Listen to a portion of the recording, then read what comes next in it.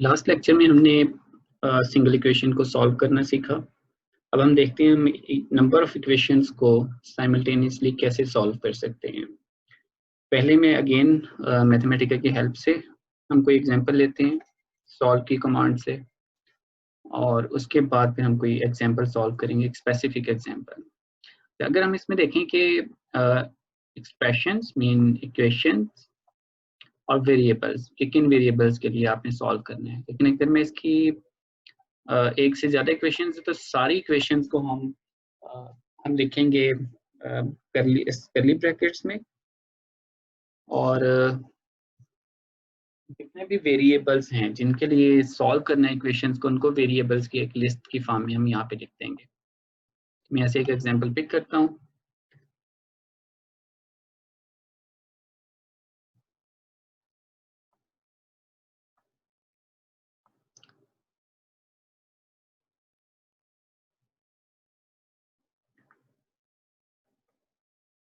तो ये पहली इक्वेशन है x square plus y square is equal to 1, और ये दूसरी इक्वेशन है x plus y is equal to a. आप इसको एंड ऑपरेटर से भी लिख सकते हैं, लेकिन मैं इसको आपको करली ब्रैकेट से लिखना सिखा रहा हूँ।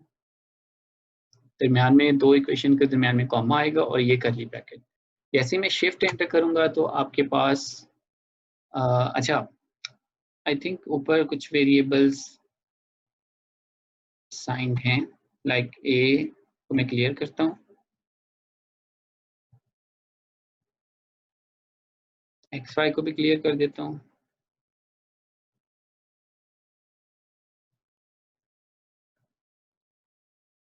यस, अब आप देख सकते हैं कि हमारे पास quadratic equation in terms of x और वाई, तो दो सोल्यूशन हमारे पास एक्स के आएंगे, दो सोल्यूशन हमारे पास वाई के आएंगे। इस तरह से ये चार इक्वेशंस हैं, चार सोल्यूशंस हैं। पहला सेट ऑफ सोल्यूशन एक लिस्ट में पड़ा है, दूसरा सेट ऑफ सोल्यूशन दूसरी लिस्ट में पड़ा है। तो अगर मैं यहाँ से सोल्यूशन फर्स्ट पिक करूंगा तो मेरे पास पहली लिस्ट आएगी, और अगर मैं सोल्यूशन सेकंड पिक करूंगा तो मेरे पास सेकंड लिस्ट आएगी। अगेन आप देख सकते हैं ये जैसे हम रिप्लेसमेंट रूल में यूज करते थे वैसे ही आपके पास फॉर्मेट है। तो अगर मैं एक्स का सोल्यूशन पिक करना चाहता हूँ, पहला सोल्यूशन, तो मुझे x1 is equal to SOL, पहले में से मेरे पास, सॉरी, मुझे यहाँ पे रिप्लेसमेंट रूल यूज करना होगा, पहला सोल्यूशन आ जाएगा। और अगर मैं दूसरा सोल्यूशन पिक करना चाहता हूँ x के लिए, तो मैं उसको x2 का नेम दे देता हूँ, तो यहाँ पे मुझे सोल्यूशन 2 करना होगा। तो इस तरह से मैंने दोनों सोल्यूशन पिक कर लिए x के लिए। इसी तरह से मैं y के लिए करता हूँ, मैं y1 y2 और यहाँ पे मैं सिंपली y से रिप्लेस कर देता हूँ x को, तो मेरे पास ये दोनों y के लिए सोल्यूशन आ गए। तो आप देख सकते हैं इस तरह से मैंने दो इक्वेशंस को सॉल्व किया, और दोनों इक्वेशंस में मैंने x और y के लिए जो आउटपुट है वो जनरेट कर ली, और उसके सॉल्यूशंस को भी पिक कर लिया। अब हम x1 y1 x2 y2 को मजीद डिफरेंट एक्सप्रेशंस में यूज कर सकते हैं।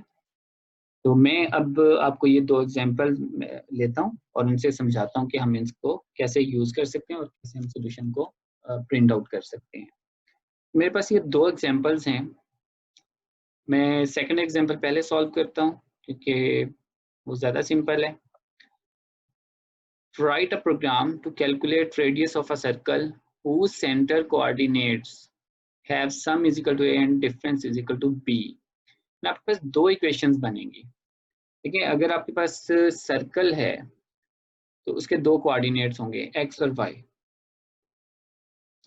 तो इसका मतलब है कि उन दोनों का जो सम है वो a है और डिफरेंस जो है वो b है। इन x plus y is equal to a और x minus y is equal to b है।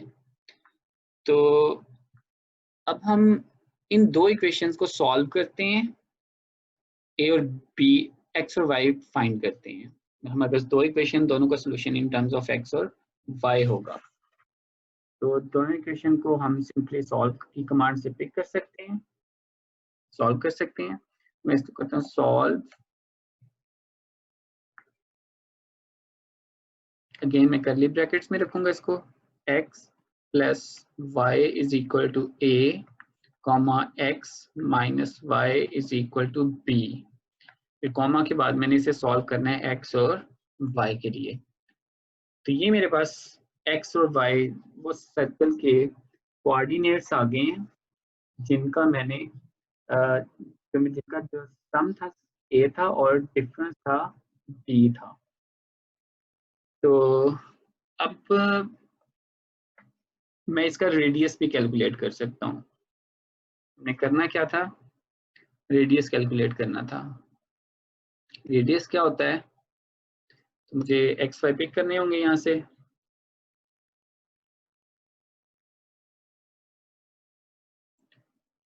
तो मैं इसको एस एल का नेम दे देता हूँ, एस एल में सेव कर लेता हूँ। और यहाँ पे रेडियस जो होगा वो मेरे पास square root of x square plus y square होगा, और यहाँ पे एस एल 1 कर देता हूँ। देखिए जो रेडियस है वो इन टर्म्स ऑफ ए और बी आ गया, लेकिन मुझे रेडियस को इन टर्म्स ऑफ ए और बी तो फाइंड आउट नहीं करना। मुझे अगर ए और बी की वैल्यू गिवन हो तो मैं इसका रेडियस फाइंड आउट कर सकता हूँ। मैं कर बाय रिप्लेसमेंट रूल इसको कैलकुलेट कर सकता हूँ। आर आर यहाँ पे replacement rule, let's suppose x sorry a, जो सम है इनके कोऑर्डिनेट्स का वो 7 ले लेता हूँ, और जो डिफरेंस है वो मैं 2 ले लेता हूँ। तो ये मेरे पास इसका रेडियस आ गया। तो अब इसको मैं प्रिंट कर लेता हूँ, print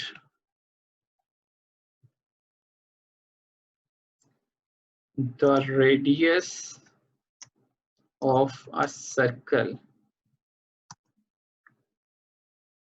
is equal to this one, that is 50 square root of 52 by 2। ये हमने फर्स्ट एग्जांपल सॉल्व कर ली। अब हम ऐसे करते हैं कि हम सेकंड एग्जांपल की तरफ चलते हैं। अच्छा, सेकंड एग्जांपल है टू कैपेसिटर्स। अब कैपेसिटर्स की जगह पे रेजिस्टेंस या इंडक्टेंस भी हो सकती है। Have a capacitance of 2.1 microfarad if joined in series. आपको पता है जब ये जॉइंड इन सीरीज होती है तो इनका जो रेसिप्रोकल जो होता है वो लिया जाता है। और and 1.5 microfarad if joined in parallel, तो इसको सीरीज सिंपल सम कर देते हैं। फाइंड देयर कैपेसिटेंस, हमने C1 और C2 फाइंड आउट करनी है। अब ये भी हो सकता है हम साथ में यूनिट्स भी कैरी कर सकते हैं, प्रिंट कर सकते हैं, ये डिपेंड करेगा आपसे क्या डिमांड की। तो अगेन हमारे पास दो इक्वेशन, दो ही सॉल्यूशन होंगे इसके। तो सॉल्व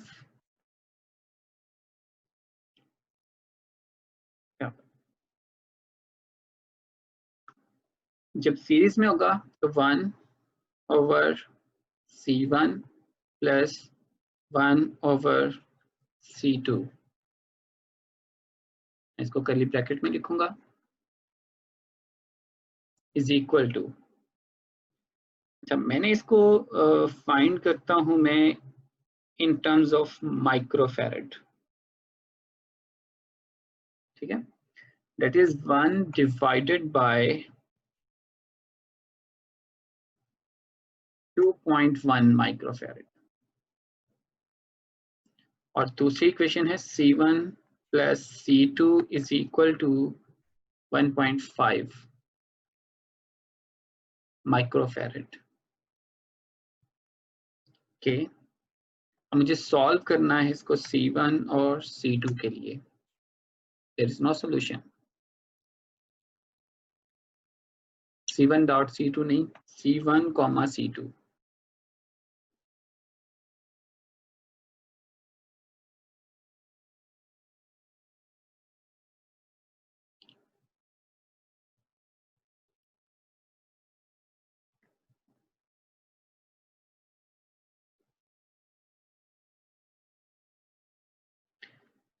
अच्छा, इसमें हमारे पास जो प्रॉब्लम आ रही है वो ये है कि हमारे पास कम्प्लेक्स सोल्यूशन भी आ रहे हैं। Solve was unable to solve this system with inexact coefficients. तो इसका मतलब है कि जो हमारे कोफिशिएंट्स हैं वो इनएग्जैक्ट हैं।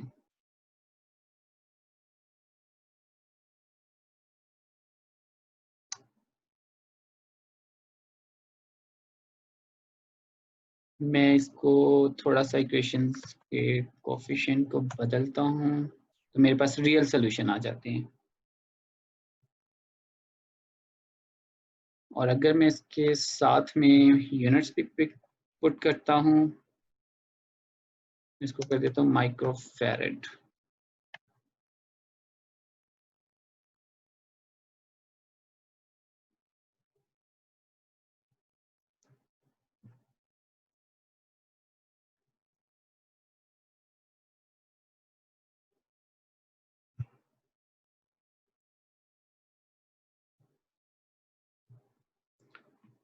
तो ये हमारे पास सोल्यूशन आ रहा है।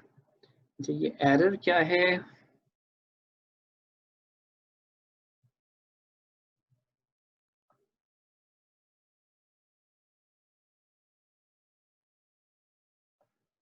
No specific example.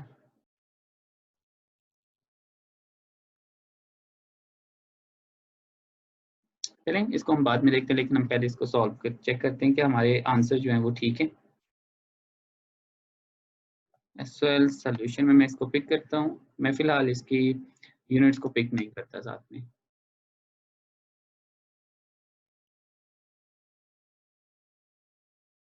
It is 2.1। अच्छा, अब मुझे C1 और C2 पिक करना है। C1 is equal to C1 SL SOL 1। अच्छा, वो मैं इसको 0.2 ही कर लेता हूँ ताकि मेरे पास रियल सोल्यूशन आ जाए। और C1 को मुझे क्लियर करना होगा दोबारा से।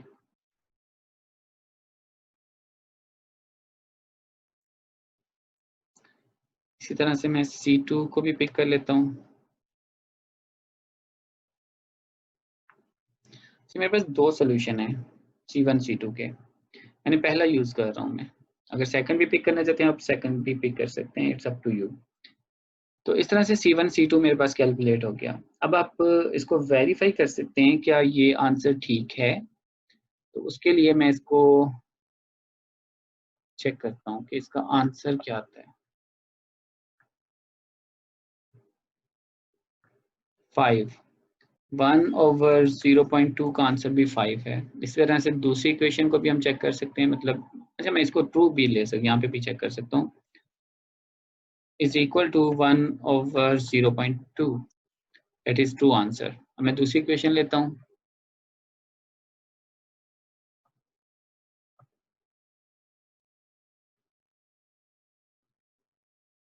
तो ये भी ट्रू है। तो इसका मतलब हमारे सोल्यूशन ठीक हैं। तो अब प्रिंट की कमांड से आप इसको मजीद प्रिंट आउट कर सकते हैं कि फर्स्ट सोल्यूशन कैपेसिटेंस का आंसर ये है, सेकंड का आंसर ये है। तो इस तरह से हम देख सकते हैं कि हम किसी भी सिस्टम ऑफ इक्वेशंस को भी सॉल्व कर सकते हैं। ये तो मैंने दो इक्वेशन ऑफ सिस्टम दिया है, आप दो से ज़्यादा भी ले सकते हैं। और उनको यूज़ करते हुए आप चाहे 100 इक्वेशन का सिस्टम ले लें तो आपको 100 इक्वेशन का सिस्टम भी सॉल्व करके सॉल्व की कमांड दे देगी। होगा क्या, 100 इक्वेशन तो आपको यहाँ पे 100 इक्वेशन टाइप करना होंगी और फिर 100 अननोन जिनके लिए आपने सॉल्व करना है, आपको यहाँ पे वो वेरिएबल लिखना होंगे सारे के सारे। इस तरह से आप सारी नंबर ऑफ इक्वेशंस को सॉल्व कर सकते हैं बाय यूजिंग सॉल्व कमांड। तो हम सिंगल इक्वेशन और साइमल्टेनियस सिस्टम ऑफ इक्वेशन को भी सीख चुके हैं कि हमने इस इक्वेशन को कैसे सॉल्व करना है। That's it.